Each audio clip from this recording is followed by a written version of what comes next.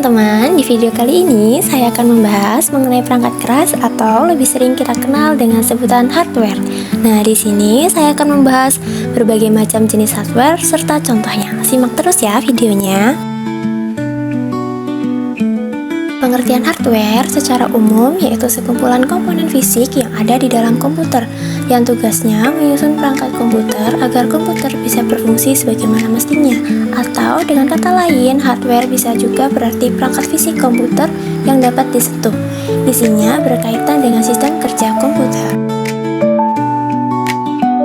Berdasarkan fungsinya, perangkat keras komputer itu dibagi menjadi 4 bagian, yaitu ada input, proses, storage atau penyimpanan, dan output.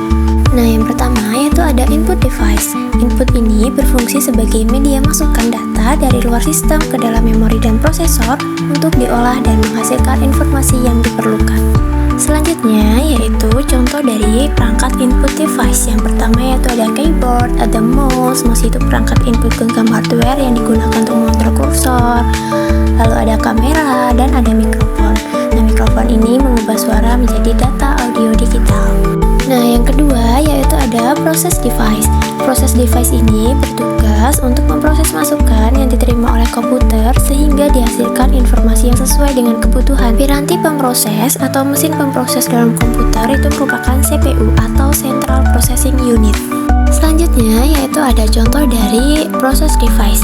Nah, yang pertama yaitu ada CPU, komponen yang berupa chip yang memiliki bentuk segi empat sebagai pengendali proses kerja komputer yang dibantu oleh komponen lainnya. Fungsinya yaitu untuk mengatur semua instruksi program yang ada pada komputer dan juga sebagai tempat untuk mengelola segala aktivitas yang terjadi di dalam komputer. Yang kedua yaitu motherboard. Nah, motherboard ini tuh memiliki fungsi untuk menghubungkan dan juga mengendalikan semua elemen utama pada komputer atau perangkat digital seperti keyboard, CPU, kartu video, memori, dan hard disk. Drive itu akan berhubungan serta berkomunikasi satu sama lain melalui motherboard. Selanjutnya yaitu ada output device. Nah, yaitu perangkat keras pada komputer yang gunanya itu untuk mencetak dan menampilkan informasi dari hasil input data yang berasal dari hardware input yang telah melewati proses dari hardware proses. Contoh perangkat dari output device itu ada monitor, ada printer, speaker, headphone, dan projector. Nah, yang terakhir yaitu ada storage atau penyimpanan. Nah, penyimpanan ini tuh berfungsi sebagai tempat menyimpan data informasi dan program secara permanen supaya dapat dikembalikan kembali oleh komputer ketika dibutuhkan. Selanjutnya yaitu ada contoh perangkat dari storage. Yang pertama yaitu ada HDD atau hard disk drive.